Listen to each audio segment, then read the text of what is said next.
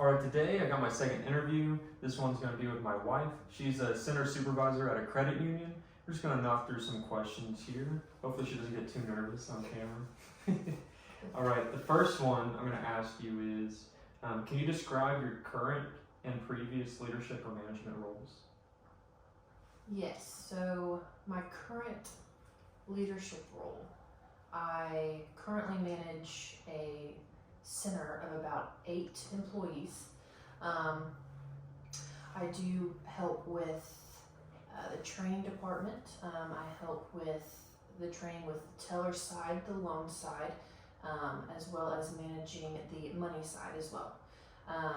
With the credit union, there's a lot that goes on behind the scenes. And so my management style is very broad because I have about 2 different departments that I work with. So my style is different in each one. Okay. Thank you for that. So let's get into more like detailed questions here. First one, can you discuss the role of leadership in shaping behavior amongst your team? For sure. Shaping the leadership with each one is important because each individual person is different, so they have different learning techniques for sure. So it's good to get to know your employees, and learn their learning style, because their learning style might be different than yours. For sure. So you have to learn how to talk with them. They might be physical, or you can just tell them and they'll just do it. So it's good to learn, get to know your staff, get to know your employees, and vice versa. Even let them know how you expect your center to be ran. That way you get a good ground level of how it's a mutual respect, For sure. and to run a great company. For sure. What strategies are in place to promote innovation and creativity amongst your team? A good way to do creativity within my team, I like to keep them motivated. So we have goals that we do have to reach each month. So because of that, we like to maybe make fun activities out of cross-selling things that might be kind of boring to, if you guys cross-sell credit cards or opening certain accounts. We'll make games out of it, or reward the employees at the end of the day with days off with pay, or and get them motivated, make it fun, and help them with their skills of maybe where they lack in communication with talking with customers, and maybe where they can improve in, make them better for the company. For sure. How does the organization handle performance issues and provide constructive feedback? So I do like getting criticism back as well from employees. It helps me know if I also am weak in a certain department, or maybe my learning technique or my style with management might be weak in one department than the other. I do like to hear feedback as well. Maybe I come across a certain way that my employees might like another way. So I do feel that we have monthly meetings that we like to have an open floor, discuss our goals for the month, where we're at. If they have any questions, concerns of how things should be ran, it's definitely an open floor plan. What about for your employees? Like how do they take constructive criticism and handle performance issues? Like how do you do that with them? If it becomes an issue once addressed, I will call them in the office, and we do have a one-on-one discussion about it. And like I said, it's more of the individual person. It's you have to come across very firm of what you need to stay within your guidelines as well within the company. So depending on what the situation is, if it's been addressed and not corrected, then it becomes a one-on-one conversation in your office. And then from then forward will be based on how the employee reacts after that, Yeah. depending on how the next step would be. What measures are taken to ensure a healthy work-life balance for the employees? A good measure for a good work-life balance. So our day ends at 5 o'clock. We lock the doors at 5. A lot of times, I like to get out of there pretty quickly myself, so I do expect that my staff does as well. Our drive-through does stay open an hour later. Sometimes I do like to help out with the drive-through for that extra hour till 6. But about 30 minutes prior, I like to make sure that any paperwork or late customers that stay, we kind of get either wrapped up, or I like to I like lists, so I like to make sure my checklists are going to be done by at least 5 o'clock. That way we try to get out the door because we have a life outside of work, so everyone goes home to their family. I mean, I know that's also very important, so I try to get my staff out the door as quickly as possible after 5. Can you provide examples of successful team collaboration and its impact on productivity? Absolutely. We like to do team building actually once a month when we do our meetings.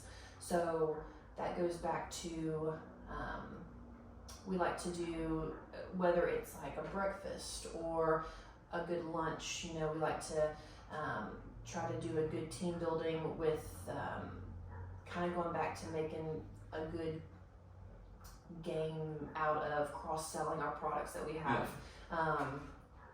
And that really gets my staff is very competitive and we love games. So during the Super Bowl time, we like to cross-sell credit cards, and we'll divide teams of who the teams are, and we make it a competition between each of the teams to see who wins. And whichever team wins at the end, they get rewarded, and whichever we talk about. Like an incentive. So as a team, they learn how each other works, and they help each other with tricks and techniques on how to cross-sell things with the customers. Because some people are very shy. I've got very shy employees, and some I've got very great personalities. So it's good to help with the slower ones as well. And with that question, under that same question, don't you guys do something every year at Christmas that also is like big team building? Oh, for sure. We definitely have the best Christmas party. Is that what you're talking about? We have a great Christmas party. I can go with team building for sure. For sure.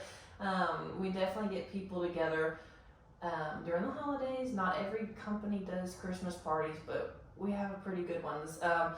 And we all come together. We have quite a few centers, even located Louisiana and Texas, and we all come together. And our CEO is highly involved. Our vice presidents are highly involved.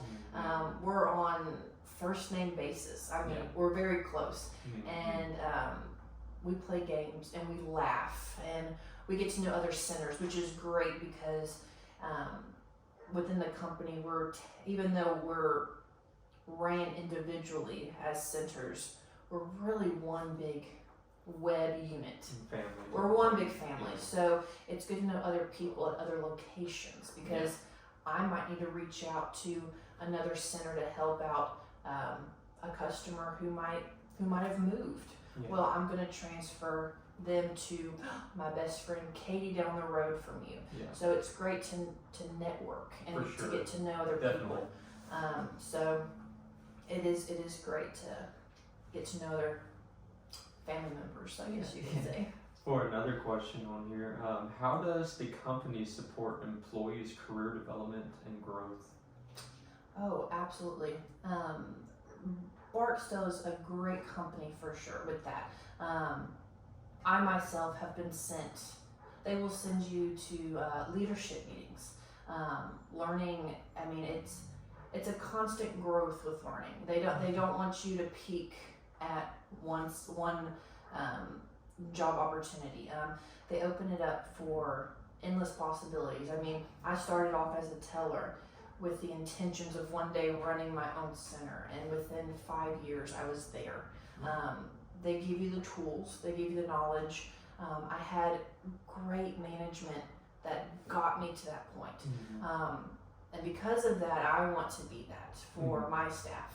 I mean, we're an open book of acknowledgement of we say knowledge is power. So they'll send you to leadership meetings. Our training department is pretty well, you know. So for the last question here, just for time wise, let's do, what steps does your company and yourself take to maximize employee retention?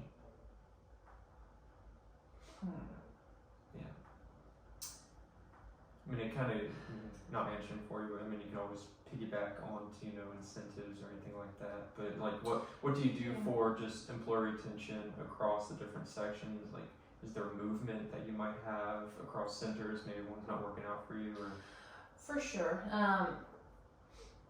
I've had a situation where we put an employee into a position that they asked for, and they were not cut out for the job.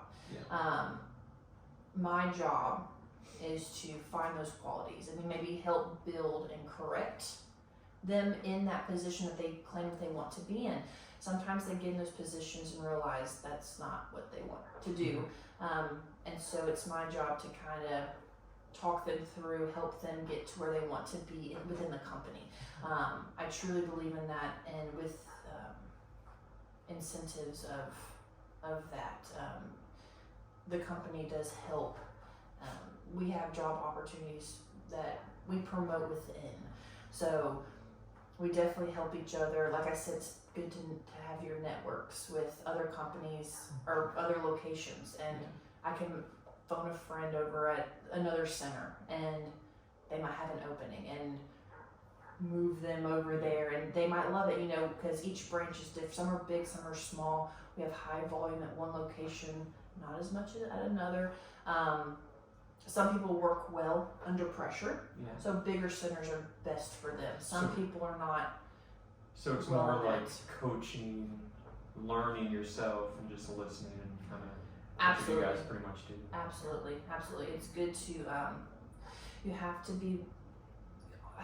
have to be firm and flexible at the same time. You have to be firm with what you believe. This is how I manage, but at the same time, you have to flow with different personalities. You have to learn how to talk to different people at the same time as getting your point across, and you're the boss. And I think that's very important, that there's a level of respect both ways. So that's what I would give. Well, hey, that's it. So thanks, love. Again, this is my wife, and appreciate it. Absolutely. And that's it.